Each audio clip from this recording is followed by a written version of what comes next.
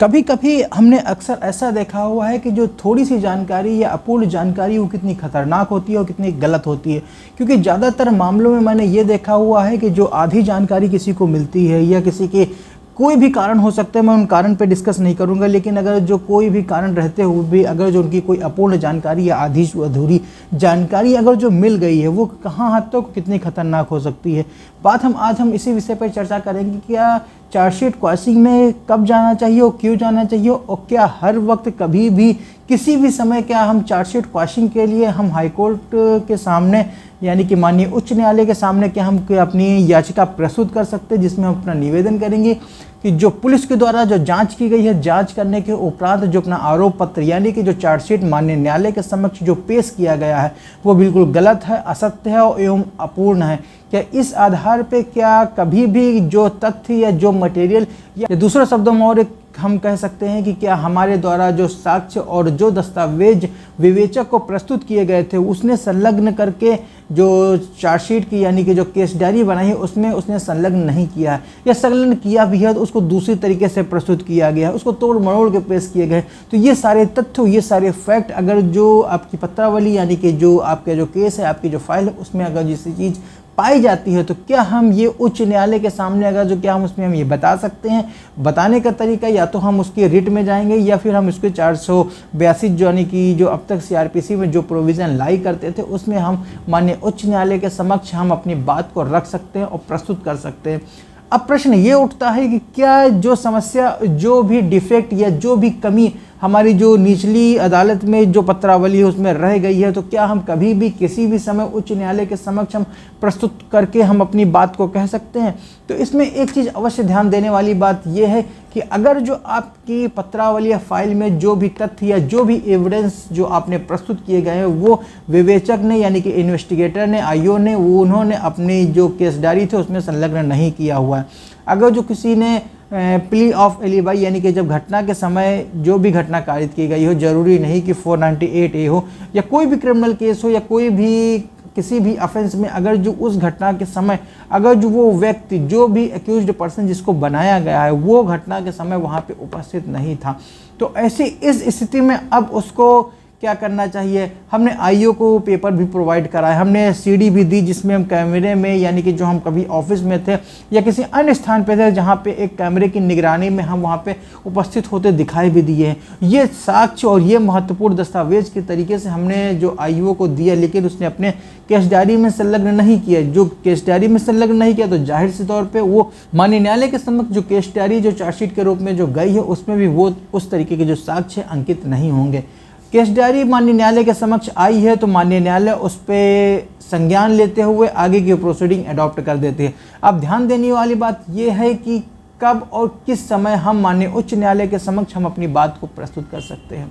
नमस्कार, मैं हूं Brajnandan, advocate and legal consultant. Channel पे आप पहली बार आए हुए हैं तो सब्सक्राइब करें और लाइक करें और शेयर करें और साथ में कमेंट में जय हिंद अवश्य लिखें, और ज़्यादा से ज़्यादा लोगों को इस तरीके की जानकारी पहुंचाने के लिए इसको शेयर करें जिससे ज़्यादा से ज़्यादा लोगों को इस तरीके की जानकारी से वो लाभान्वित हो सकें। अगर जो किसी भी तथ्य हो, किसी भी फैक्ट में अगर जो उनकी जानकारी नहीं हो पाती तो वो जानकारी के अभाव में सही समय पे सही निर्णय नहीं ले पाते हैं। और एक रिक्वेस्ट इसके साथ में ये भी है कि वीडियो अंत तक देखिएगा, पूरा देखिएगा, क्योंकि मैंने पहले भी बताया है कि आधी अधूरी जानकारी अगर जो अपने ले लिए तो आधी अधूरी जानकारी से आप हो सकता है आपको लाभ मिल जाए, लेकिन सही तरीके से पूर्ण रूप से आपका वो कोई भी काम नहीं बन सकता, यानी कि सही तरीके से आप उससे लाभान्वित बिल्कुल भी नहीं हो सकते हैं।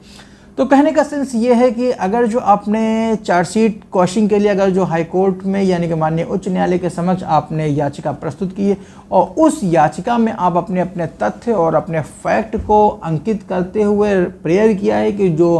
पुलिस के द्वारा जो चार्जशीट यानी कि आरोप पत्र निचली अदालत में जो पेश किए गए हैं वो निष्प्रभावी कर दिया जाए, शून्य कर दिया जाए, यानी कि उनको निरस्त कर दिया जाए, कि जबकि मेरा एक कथन है कि इस तरीके की कोई भी घटना नहीं घटित हुई है। हाँ, एक चीज़ और है कि अगर जो आप माननीय उच्च न्यायालय के समक्ष अगर जो आरोप पत्र को क्वैश कराने के लिए अगर जो जा रहे हैं तो इसमें महत्वपूर्ण बात यह है कि अगर जो चार्जशीट माननीय न्यायालय के समक्ष निचली अदालत में अगर जो प्रस्तुत की गई है तो माननीय निचली अदालत ने आपकी जो आरोप पत्र है यानी कि चार्जशीट उसमें कॉग्निजेंस ले लिया है, और कॉग्निजेंस लेने के उपरांत अगर जो वो फाइल अगर जो फिक्स है यानी कि वो डेट अभी लग रही है उसमें आरोप पत्र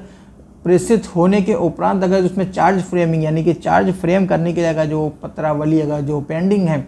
तब आप उसमें माननीय न्यायालय के समक्ष आप उसमें प्रेयर कर सकते हैं कि इसको हम चार्जशीट क्वेश्चन के लिए आप जा सकते हैं। लेकिन इसके साथ एक चीज़ और ध्यान देने वाली बात यह है कि अगर जो चार्ज फ्रेम होने से पहले और कॉग्निजेंस होने के बाद इन दोनों के बीच में अगर जो टाइम गैप ज़्यादा हो गया है, यानी कि ज़्यादा समय अगर जो बीत गया है, कोर्ट ये भी ध्यान देगी आपकी जो प्रार्थना पत्र है कि चार्जशीट जब आ चुकी थी माननीय न्यायालय के समक्ष, उसमें कॉग्निजेंस भी हो चुका था, और कॉग्निजेंस होने के बाद और जो चार्ज फ्रेम किए गए हैं इन दोनों के बीच में जो गैप हुआ है माननीय 2, 3, 4 साल बीत गए हैं, और इतने दिन के बाद अब आप माननीय उच्च न्यायालय के समक्ष अपनी चार्जशीट को क्वैश कराने के लिए जाते हैं, तो माननीय उच्च न्यायालय भी इस बात पर भी ध्यान देगी कि अब तक आपने क्या किया, आप 2, 3, 4 साल तक आप घर में क्यों बैठे रहें। अगर जो आपको इतनी एग्रीव्ड थे, आप उससे इतने व्यथित थे और आपकी नीड इतनी अर्जेंसी थी, आपको तुरंत आना चाहिए। इट मीन्स आपकी जो लापरवाही है, आप उससे बिल्कुल सही तरीके से भली भांति परिचित नहीं है और आपको ये तथ्य नहीं लगता है जो चार्जशीट आपके खिलाफ जो भेजी गई है उसमें आपको आरोपित बनाया गया है। तो इस तथ्य को विश्वास में लाने के लिए तो सबसे पहले सर्वप्रथम आपको यही करना चाहिए कि आपको कॉग्निजेंस लेने के उपरांत तुरंत आपको, अगर जो आप जाना चाहते हैं कि चार्जशीट क्वैश कराने के लिए, तो चार्जशीट आने के बाद और कॉग्निजेंस लेने के बाद मजिस्ट्रेट के द्वारा जो कॉग्निजेंस लिया जाता है, और कॉग्निजेंस लेने के बाद आप माननीय उच्च न्यायालय के समक्ष आप अपनी याचिका और या अपनी एप्लीकेशन प्रस्तुत कर सकते हैं। हाँ, एक चीज़ और कभी कभी मैंने ये भी देखा हुआ है कि कई केसेस में कि कॉग्निजेंस लेने के बाद कभी कभी जो पार्टी हैं यानी कि जो एक्यूज्ड पर्सन है उनको जानकारी नहीं होती है कि हमें आगे हाई कोर्ट में हमारे पास और भी रास्ता है जहां हम अपनी याचिका प्रस्तुत कर सकते हैं, और इसके साथ में वो अगर जो चार्जशीट फाइल हो गई है, कॉग्निजेंस भी हो चुका और कॉग्निजेंस पे सम्मन भेजने के बाद और सम्मन प्राप्त होने के उपरांत तो वो उस पत्रावली में अपीयर भी हो जाते हैं, यानी कि वो अपने साइन यानी कि दस्तखत या फिर अपने हस्ताक्षर या अपना अंगूठा निशानी लगा के वो माननीय न्यायालय को ये इन्फॉर्मेशन देते हैं कि हम इस फाइल में या इस पत्रावली में आपके द्वारा जो सम्मन भेजा गया था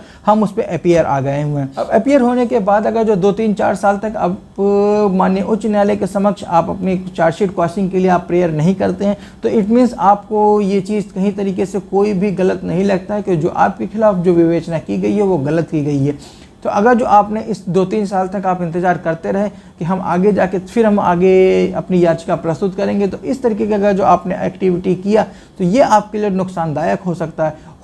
इट मीन्स कोर्ट आपकी बातों पे ना विश्वास करे और आपके खिलाफ ही कोई आदेश पारित कर दे कि आपको एक प्रत्येक डेट में आपको माननीय न्यायालय के समक्ष आपको उपस्थित होना चाहिए। और इस तरीके के आदेश से बचने के लिए सर्वप्रथम अगर जो आपको ये लगता है कि आपके खिलाफ जो विवेचना की गई है वो बिल्कुल गलत है, बिल्कुल असत्य है, तो उसको निष्प्रभावी करने के लिए, उसको शून्य करार कराने के लिए आपको बिना समय गंवाए हुए अगर जो चार्जशीट आ चुकी है माननीय न्यायालय के समक्ष और मजिस्ट्रेट को पावर लेने के उपरांत भी अगर जो आपके विरुद्ध सम्मन भी जारी हो चुके हैं और सम्मन आपको प्राप्त भी हो सके, और ये सम्मन आपके प्राप्त होने के बाद भी आप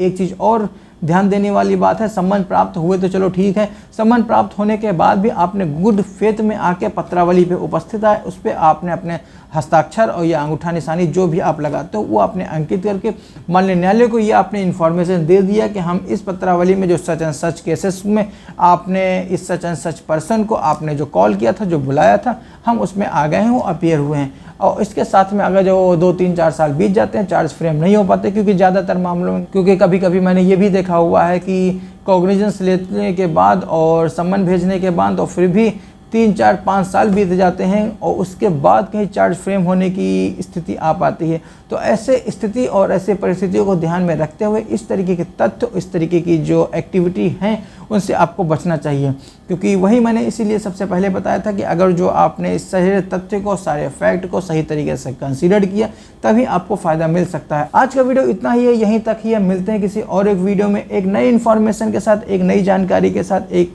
नए विषय पर चर्चा करने के लिए आपके साथ। और वीडियो आपने अगर जो अंत तक देखा है, पूरा देखा है, तो इसको अंत में सब्सक्राइब करें और लाइक करें और